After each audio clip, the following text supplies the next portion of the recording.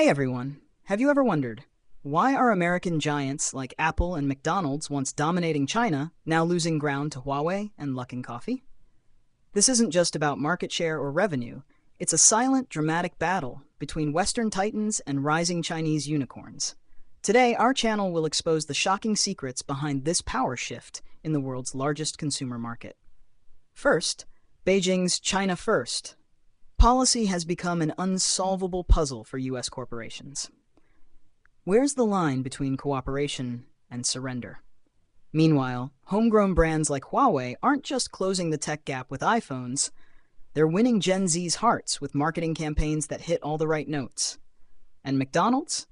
As Luckin Coffee turns a cup of coffee into a viral social media trend overnight, is the fast food giant freezing up in this desert of competition? Here's the mind-blowing paradox. The more China isolates itself, the stronger its local brands grow. But is this really game over for American dreams, or just a tactical retreat for a fiercer comeback? And wait for the big reveal. One U.S. brand, once left for dead in Shanghai, is making an epic comeback in Guangdong with a never-seen-before strategy. Can you guess who? Drop your predictions below and join us as we unravel this battle of the century. Who will rule this billion consumer kingdom? Who's already out of the race? Stick around, the explosive truth drops in just 15 minutes. The dramatic decline of American brands in China results from a perfect storm of three seismic shifts.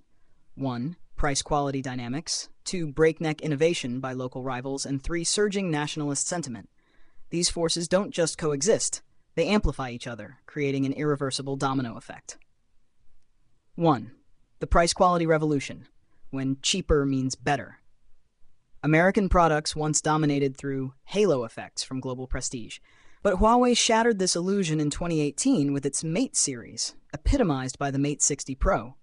Featuring a self-developed 7nm Kirin 9000s chip, Leica co-engineered X-Mage camera, and a price tag of $18,999, $2,000 cheaper than iPhone 15 Pro, it not only matched, but outperformed iPhones in multitasking and low-light photography, per DxOMark 2023.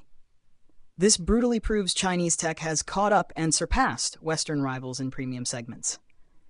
Beyond tech, the F&B sector witnessed Luckin Coffee's rebellion.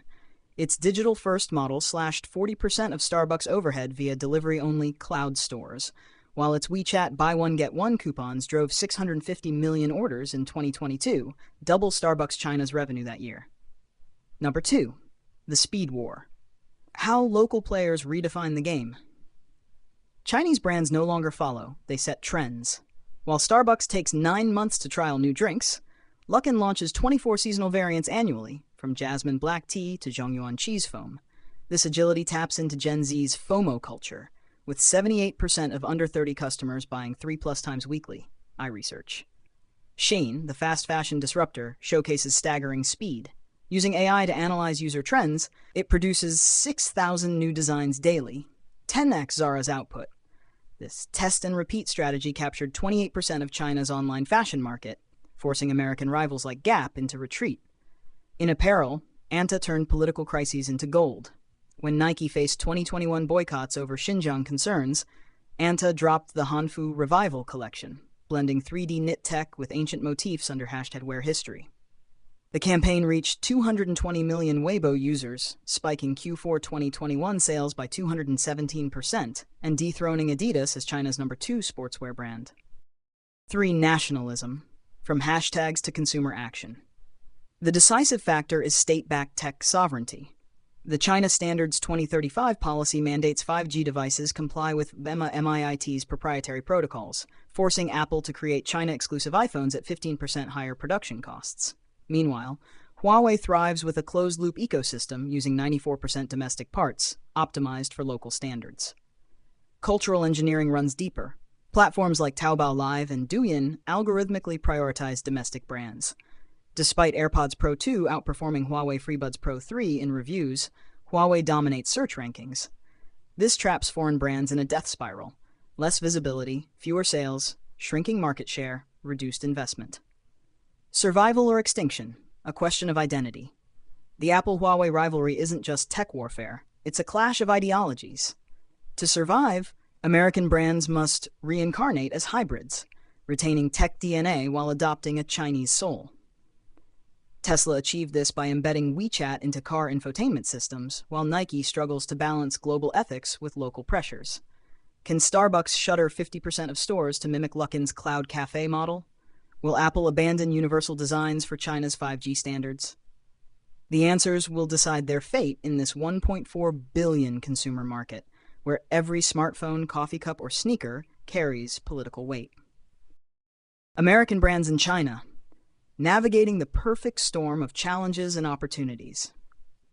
American brands in China face a make-or-break moment, caught between tightening regulatory hurdles and the exacting standards of a new generation of consumers.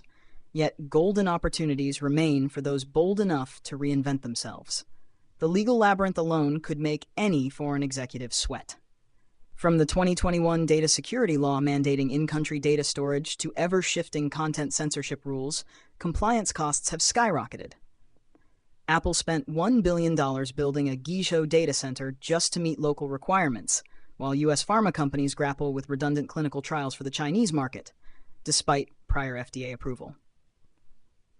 More troubling are the flexible quality standards that leave companies trapped between profitability and compliance. A deeper look reveals how China's dual circulation strategy actively reshapes the playing field. This economic policy prioritizes domestic innovation while carefully managing foreign participation in key sectors. For American brands, this means facing asymmetric competition. Local champions enjoy state-backed subsidies in semiconductors and EVs, while foreign firms encounter stricter scrutiny. The recent cybersecurity probe into Micron technology, resulting in a partial ban of their chips, demonstrates how quickly the ground can shift. Meanwhile, Chinese consumers increasingly view domestic alternatives not just as comparable, but as patriotic choices, a sentiment amplified by state media narratives about technological self-reliance. The generational shift in consumer behavior adds another layer of complexity. Millennials and Gen Z, accounting for 45% of China's consumer spending, demand hyper-personalization. Platforms like Xiaohongshu, China's Instagram, and Bilibili, a Gen Z-focused video platform, have become critical battlegrounds.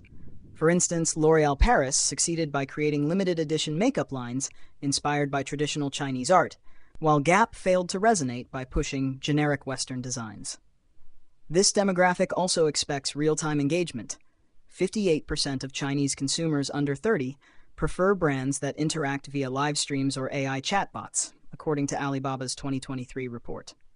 Meanwhile, Gen Z has become the ultimate gatekeeper, with 72% of young Chinese consumers ranking sustainability as their top purchasing criterion, Nielsen 2023. American brands face immense pressure to go green. Starbucks took heavy fire for plastic straws, while local rival Hey went viral with biodegradable bubble tea cups. But sustainability here extends beyond the environment to business ethics. A U.S. fashion brand lost 30% market share overnight after being linked to Xinjiang cotton, which young consumers view as a historical crime. The digital ecosystem presents another critical battleground. Successful localization now requires full integration with China's parallel internet universe, from mini-programs on WeChat to live-stream commerce on Douyin. Nike's Air Max Day campaign succeeded by blending global appeal with local relevance, featuring Shanghai street culture and Mandarin wordplay. Conversely, Best Buy failed because it never escaped its American warehouse image.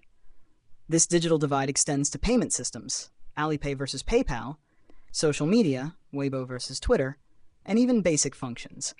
Google Maps' absence forces foreign brands to rebuild mapping capabilities from scratch. Amid these challenges, significant opportunities emerge for American companies. To thrive, they must undergo deep Sinicization, not merely adjusting products, but also embracing Chinese cultural pride. Tesla successfully achieved this by turning electric vehicles into pop culture symbols, collaborating with local influencers at tech events, integrating Douyin music streaming, and even launching Lunar New Year Teslas. Featuring Red Lion dance-themed interiors, a subtle yet impactful move that resulted in a 45% increase in holiday sales. The premium luxury and personalized service sectors remain particularly promising, where American brands still retain a global prestige advantage. However, Success lies in fully adopting a China-centric approach in all aspects, from R&D to marketing. So can Starbucks outshine Luckin Coffee? Will Apple reclaim dominance from Huawei? The answer depends on whether these companies are willing to abandon their Americanness and fully embrace Chinese values. If you found this breakdown insightful, don't forget to hit the like button and subscribe for more in-depth analyses of China's complex market dynamics. Share your thoughts in the comments below. Your opinions add to the bigger picture. Join the conversation, where insights cross borders.